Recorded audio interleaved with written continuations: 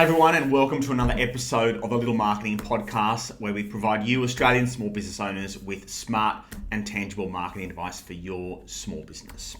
So if you listened to last week's episode, I took you through a bit of a story and a journey of what it looks like for a small business owner to succeed in their marketing, and a bit of what the journey looks like when they deal with little marketing. So on the back of that episode, today I'm going to take you through a real life example of a real client that's worked with little marketing over the last 5 years and show you what that successful journey looks like, what the beginning looked like, and what it looks like now 5 years on in working with this client.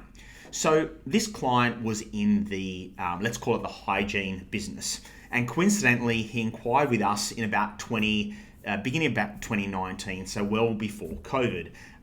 He's in a really competitive space. So when he came to us, his business had been going for about 3 to 4 years. So kind of established, had some existing clients, but really wanted to up the ante.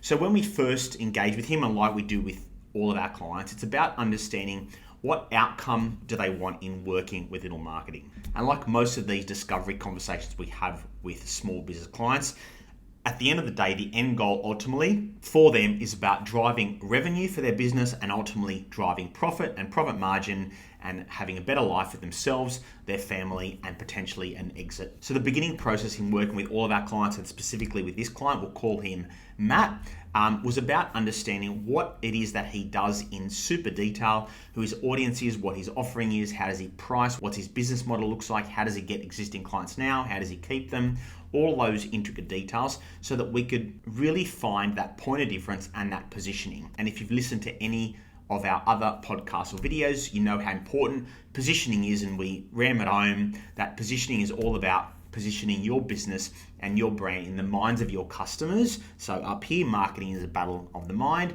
Positioning your business and your brand in the minds of your customers that is different to the competition, that eliminates or potentially eliminates some of the competition as well.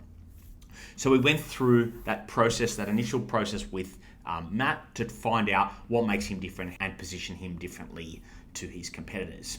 So once we did that, that was the first step. So once we understand that positioning, and what we do with our clients when we create a positioning is create like a key message or a positioning statement that we can then use across all of Matt's marketing touch points, regardless of what the activities are, so that there's some consistency in the activity and the message and the frequency that we're putting out there for Matt. So we created that key message and that positioning statement for Matt.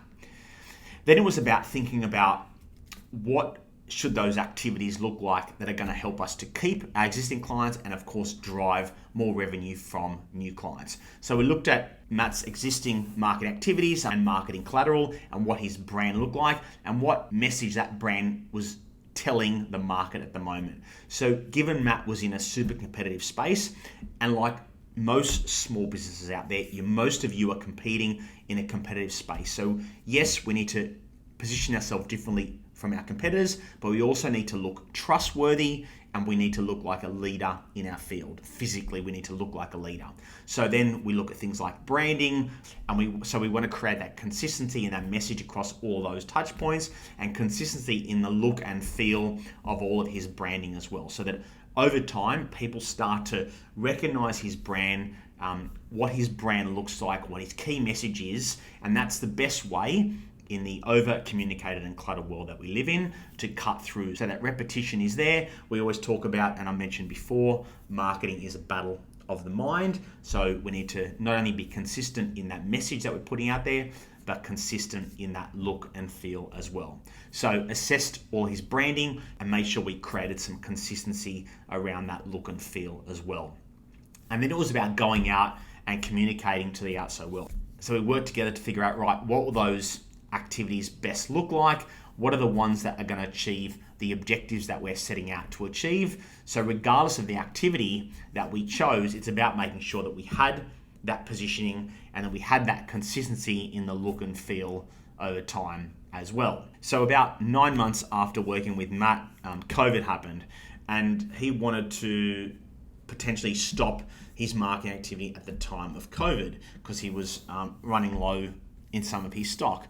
And given his personality, I urged him not to stop his marketing. So what do I mean by that? he was having some stock issues, and I said to him, look, let's still engage with your customers and clients. All your competitors are going to be in the same boat. You have the personality to be able to chat with your customers, tell them your scenario, tell them that everyone else is in the same boat, and then that you'll be in touch with them once you're able to get the stock in. Now, why do I talk about personality and why is that so important? When we deal with our clients, there are going to be some activities that need to be a match to the business owner personality. So for example, in the case of Matt, he needed to be able to get on the phone to those inquiries, have a bit of a chat to them and say, look, this is the scenario that I'm going through, I have no stock. Some business owners don't feel comfortable to have that conversation, but I know with Matt, he had that skill set, so that was really important. So it's making sure that not just in marketing, but elements in your business, that you need to be comfortable with what you're doing, or get over it and upskill so that you are comfortable in particular actions and activity that are going to help improve and drive your business forward. So to Matt's credit, he took our advice, he continues his activity, he started to get more and continued to get inquiries. He spoke to those inquiries, told them the stock dilemma, there was no issues. And so what that allowed him to do is allowed him to collect data and information from those particular clients, which he was doing pre-COVID anyway, so that over time he started to collate lots of data information, phone numbers and email addresses of clients and potential clients as well. So that's one tangible bit that is often missed with business owners. Start to collate that data and information, because it allows you another touch point, an easy and inexpensive touch point with potential and existing clients, to communicate to them what you do, what is your offering, have you got something new, how are you going to help them. We need to be top of mind with our clients, and that's what Matt did. He stayed top of mind with all of his activity through COVID and then at the back of COVID as well, so that consistency of the activity was there. And so since then, 4 or 5 years on, we continue to work with Matt. We continue to make sure that consistency of the activity is there. In that time, some of the activity has been amended and altered and changed and scrapped, and we've got some new activity, and it all just depends. And your marketing activities and your marketing plans will evolve as you start to see what works, maybe what doesn't work as well, tweaking it, fixing it, testing. Marketing activities is often a testing game, so you need to start to see what works and what doesn't, do more of what is working, absolutely. And then that starts to obviously bring your cost of acquiring a client down, and then tweaking or scrapping what potentially doesn't work as well. So it's about making sure, so as part of working with Matt, it's about making sure that we're measuring the activity that we're doing. Obviously not all the activity can be measured. The ultimate measure is obviously driving revenue and driving profit for Matt, but it's about making sure that as a whole, we are consistent in Matt's messaging and positioning, and then we're doing that consistently. So just a quick break. As always, just a reminder how small businesses across Australia can work with Little Marketing. One, our book, $23 on Amazon, great entry level to get you started with the process of your marketing journey and start to drive revenue and profit. Secondly, you could jump onto our website, littlemarketing.com.au, go to the Our Course page, enroll in the course, $6.99, do it at your own pace. Create that positioning, point of difference, create a marketing plan, the step-by-step process for you to be able to do that. Or thirdly, where most clients work with us, it's in that consulting process like we did with Matt at the beginning of his journey, and then it's working with him on an ongoing basis to consult and execute on his plan. So have a think about which one suits you best. All right, let's get back into it. The other thing that we uncovered in that first kind of planning process with Matt was to think about who are his audience. So he offers essentially the same product to a wide-ranging commercial audience. So we're able to break down and target and be more targeted to some of those specific audiences. So for example, if he was targeting supermarkets, for example, we could do some specific activity with language that supermarkets would want to hear. So if you broke down his audience, there were kind of 6 or 7 different types of audience within his main target audience, which allowed us to be customized with some of the activity that goes out there as well. So again, being really clear around who your audience is, what's the overall message that we're putting out to them, and then can there be some customized message to specific audience as well, and having the frequency around the activity to some of those specific audiences. So Matt's business then he was able to move online as well, so now that's also driving revenue. So he's not just taking orders over the phone and via email and contact forms, but he's also driving revenue through online orders as well. So he's able to create momentum. He's got clients coming in from all the different activities. He's got the e-commerce working for him as well. So he's got all these ways that he's driving revenue, and none of it could have been able to been achieved if there wasn't that positioning. Because what would we be messaging? What would the key message that we'd be putting out there be? How would we create that consistency?